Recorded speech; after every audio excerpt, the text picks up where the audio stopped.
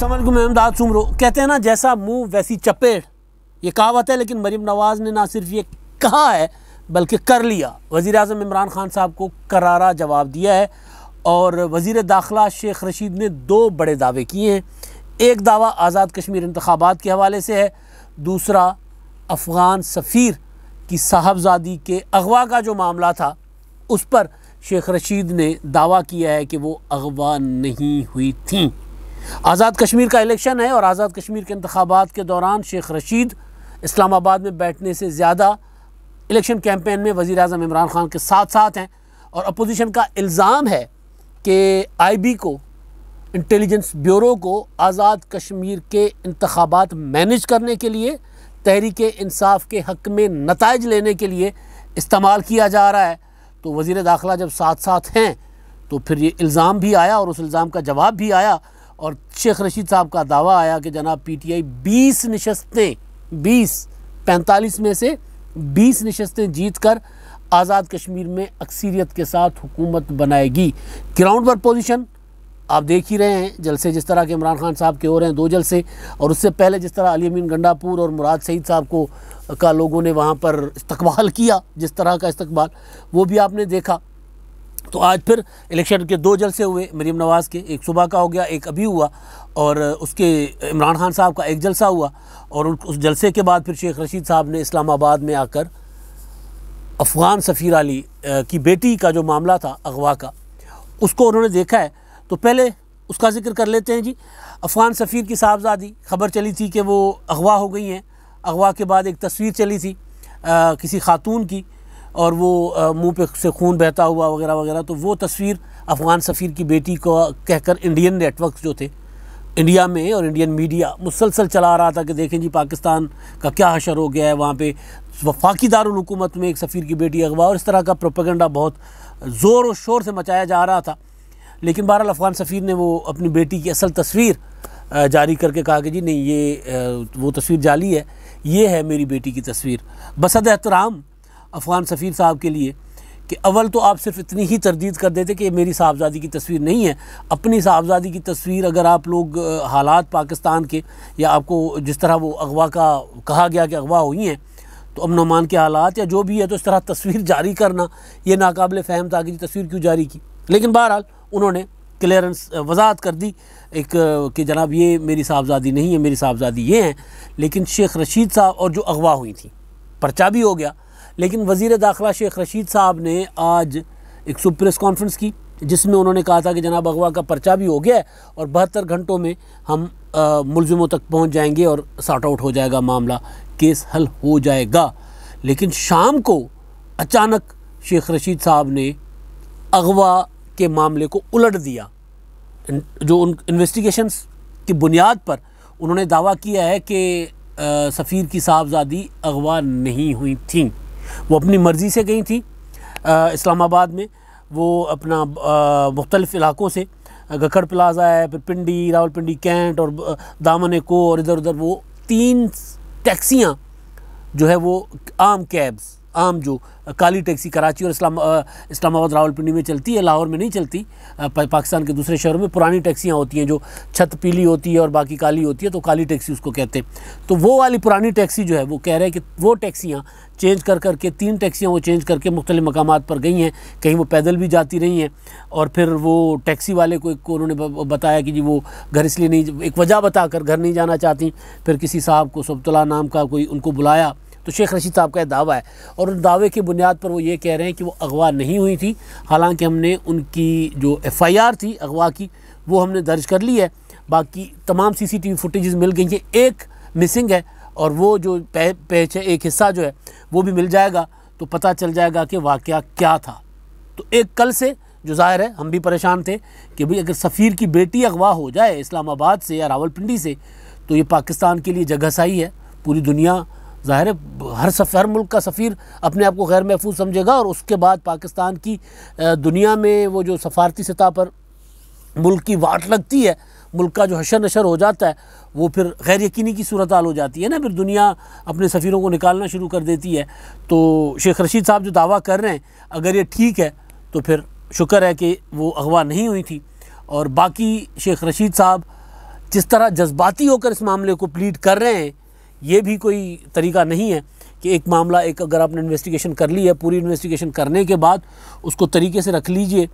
गुस्सा जो है वो अपोजिशन पे है, निकल उधर रहा है। शेख रशीद साहब, बिलावल भुट्टो जरदारी ने और दीगर अपोजिशन रहनुमाओं ने तनकीद की है, कहा कि जनाब ये इस्तीफ़ा दे दें। तो ज़ाहिर है उन्होंने फिर वो अच्छी बात है अगर कारकर्दगी दिखाई है। मैं भी कल परसों से कह रहा हूँ कि शेख रशीद साहब को वहाँ होना चाहिए। जो चाइनीज़ इंजीनियरों की बस पे या चाइनीज़ वर्कर्स की बस पे दासू में हमला हुआ, उनको वहाँ होना चाहिए था। वो जलसे जुलसे कर रहे हैं, तो गुस्सा अपने ऊपर तनकीद करने वालों पर ताल निकाल कहीं और रहे हैं। लेकिन चलें, एक चीज़ जो दावा कर रहे हैं अगर ये ठीक है तो सार्ट आउट हो गई, तो शुक्र है कि बेहतर हो गया।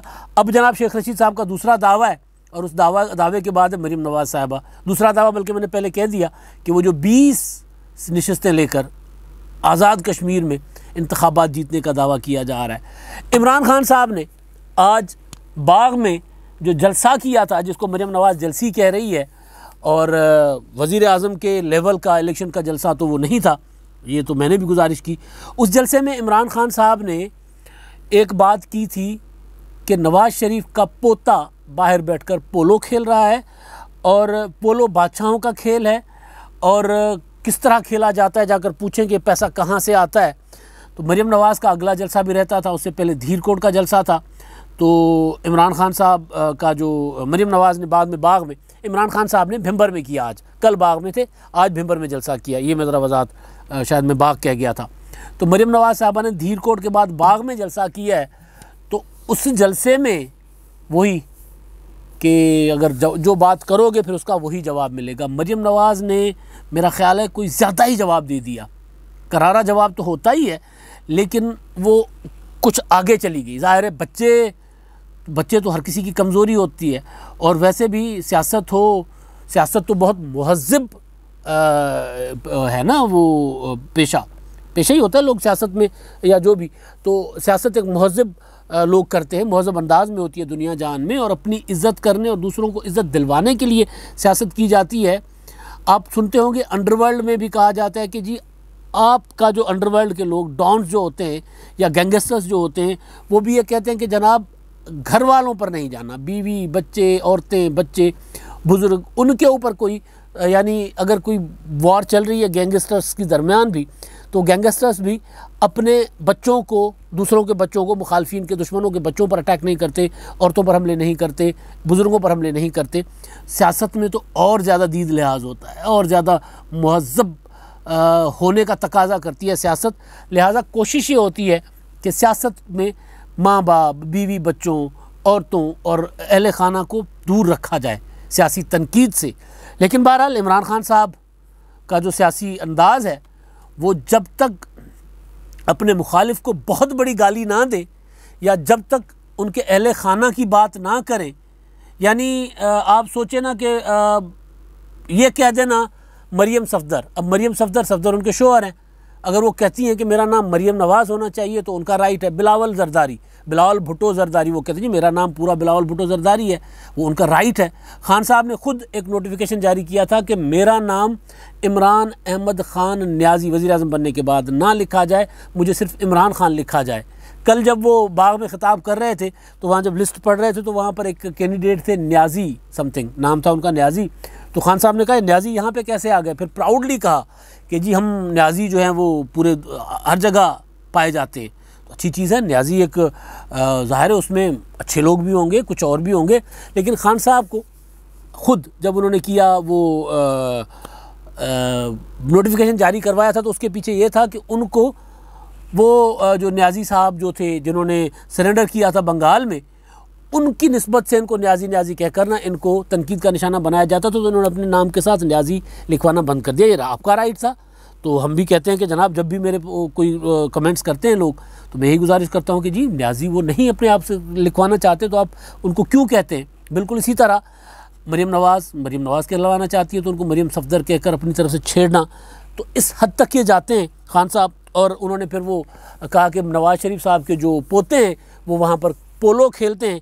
तो फिर मरीम नवाज़ ने कहा कि जी मैं उधर नहीं जाना चाहती थी लेकिन जैसी बात करोगे उसका मुंह तोड़ जवाब मिलेगा फिर उन्होंने कहा कि जी वो नवाज़ शरीफ का पोता नहीं है, वो जुनेद सफ्दर है, मेरा बेटा है और वो नवाज़ शरीफ का नवासा है, वो कैम्ब्रिज की टीम में कप्तान है कैम्ब्रिज का, और वो वहाँ पर पाकिस्तान का नाम रोशन कर रहा है, और वो वहाँ पर अपना वो नवाज़ शरीफ का नवासा है, गोल्ड सिमत का नवासा नहीं है। जो बात मैं कह रहा हूँ मरीम नवाज़ को नहीं कहनी चाहिए थी, लेकिन उन्होंने कही है, क्योंकि वो फिर बंदा कितना एक बर्दाश्त करे। मुसलसल अगर आप पर तनकीद आ रही हो तो फिर हर इंसान की हद होती है। जब बच्चों पर बार बार तनकीद हो, बच्चों के नाम, बच्चों के पढ़ने लिखने पर, बच्चों के बाहर रहने पर, तो फिर ज़ाहिर है बंदा, वो कहती है नवाज़ शरीफ का नवासा है, वो यहूदियों की गोद में नहीं पल रहा। खान साहब को मैंने कल गुजारिश की थी कि खान साहब, असासे औलाद होती है। आप अगर दूसरों के असासों का जिक्र करते हैं कि जनाब बाकियों के असासे बाहर हैं, तो आपके असासे भी बाहर हैं, और वो आपके असासे आपके बच्चे हैं, कासुम और सुलेमान। उन पर किसी को तनकीद नहीं करनी चाहिए, वो अपनी वालदा के पास रह रहे हैं। लेकिन इमरान खान साहब को भी इलेक्शन मुहिम हो, कोई और मामला हो, उसमें उनको अहले खाना को, अपने मुखालफिन के अहले खाना को इस तरह रोंदना नहीं चाहिए, उनके नाम नहीं लेने चाहिए। फिर इस तरह के जवाब आएंगे। फिर जवाब जब आता है ना, तो फिर लोग फिर पीछे तक चले जाते हैं ना। अगर नवाज़ शरीफ की या आसिफ जरदारी की, बिलावल भुट्टो जरदारी की कोई 20-25 साल पुरानी अगर उनके ख़ानदान की ज़िंदगी पर कोई जाएगा, तो अगर फिर मुखालफिन इमरान खान साहब की पिछली ज़िंदगी पर चले गए, तो फिर मामला फिर गंद मचता है, फिर बहुत ज़्यादा गंद मचेगा, फिर ये संभाला नहीं जाता। बहरहाल बात सियासी होनी चाहिए। तो मरीम नवाज़ साहबा ने, इमरान खान साहब मुसलसल जो बात कर रहे थे, तो उन्होंने उसका आज जवाब दिया है, और ये कहकर जवाब दिया है कि जैसा मुंह वैसी थप्पड़, तो उन्होंने करा दी है। लेकिन एक और चीज़ बड़ी दिलचस्प उन्होंने मरीम नवाज़ साहबा ने की है, वो ये बाग वालों को, बाग में जो जलसा था कि जी बाग वाले आप लोग सियाने हो, ये आपको सब्ज़ बाग दिखाने आया था, धोखेबाज, आप उसके धोखे में नहीं आए। और दूसरी जो सबसे इम्पॉर्टेंट चीज़, ये बार बार मरीम नवाज़ साहबा कह रही हैं, अभी मियाँ नवाज़ शरीफ साहब बाहर बैठे हैं, उनके मुकदमात अभी तक उसी तरह जो है वो अपीलें उसी तरह चल रही हैं, और वो उसी तरह अदालतों से मफरूर भी करार दिए हुए हैं। लेकिन मरीम नवाज़ साहबा जो कह रही हैं बात, वो कि नवाज़ शरीफ को माइनस करने वाले शिकस्त खा चुके हैं, आंसुओं के साथ रो रहे हैं। ये क्यों कह रही हैं? ये इसलिए कह रही हैं कि आज जब मरीम नवाज़ बाग में जलसे के लिए आ रही थी, तो मुश्ताक मिन्हास पुराने सहाफ़ी हैं और मुस्लिम लीग नून के वहाँ पर वज़ीर भी हैं, अभी होंगे या रहे इसी काबीना में आज़ाद कश्मीर के, और उन्होंने, उनका जलसा था, तो उन्होंने वहाँ पर मरीम नवाज़ साहिबा को बाग में बग्गी में बिठाया, और फिर वो गाड़ी में जब लेके जा रहे थे, तो जो विजुअल्स हैं वो बड़े कमाल हैं कि दोनों तरफ लोग ही लोग हैं, मतलब बंदा ही बंदा है, और मरीम नवाज़ बीच में जा रही हैं। और फिर जब इस तरह के मनाजिर हों कि लोग आपके साथ, आपसे इस तरह मोहब्बत के साथ पेश आएँ, तो फिर ज़ाहिर है फिर वो, ये तो बात तो फिर ज़बान से निकल ही आती है कि भाई नवाज़ शरीफ को माइनस करने वाले तो अपनी कोशिशें करते रहे, लेकिन लोगों ने नवाज़ शरीफ की बेटी को इस तरह सर आँखों पर बिठाया हुआ है। और कश्मीर में यही नज़र आ रहा है, एक तरफ नवाज़ शरीफ की बेटी, एक तरफ बेनज़ीर साहिबा की बेटी, आसिफ जरदारी की बेटी। कल आसफा की तस्वीर थी, वीडियोज़ थी कोटला में, वो कोटला में जब जा रही हैं तो पूरा का पूरा शहर साथ चल रहा है। आज मरीम नवाज़ जा रही तो उससे ज़्यादा लोग साथ जा रहे हैं, और इमरान खान साहब वहीं खड़े होकर ठंडे मजमे में कहते हैं जरदारी भी चोर है, नवाज़ शरीफ भी चोर है, लोग कुछ और कह रहे हैं। तो खान साहब को बहरहाल लोगों का मिजाज, तो चलें सियासी मुखालफतें अपनी जगह होती हैं, वो चलती रहेंगी, लेकिन कम अज़ कम जो लोग सियासत में नहीं हैं, जो बच्चे सियासत में नहीं हैं, उनका जिक्र करेंगे तो फिर कहते हैं ना वो बात निकलेगी तो फिर दूर तलक जाएगी। तो कोशिश ये करनी चाहिए इमरान खान साहब को कि भाई आप अपने जो सियासी, अब आपको बहुत टाइम हो गया भाई, 3 साल आपको हुकूमत में हो गए, अब आप उस मोड से निकल आएँ। अब ज़रा थोड़ा सा सियासत को सियासत के तौर पे लें, ज़ाती दुश्मनी के तौर पे लेंगे तो फिर लोग तो इसी तरह जवाब भी देंगे और बात भी करेंगे। बात क्या हुई है, मरीम नवाज़ ने तो आज हद ही कर दी। उन्होंने कहा कि वो जो लोटे हैं, लोटों की जगह गुसल खाने में होती है, दिलों में नहीं, दिलों में तो लीडरों की जगह होती है।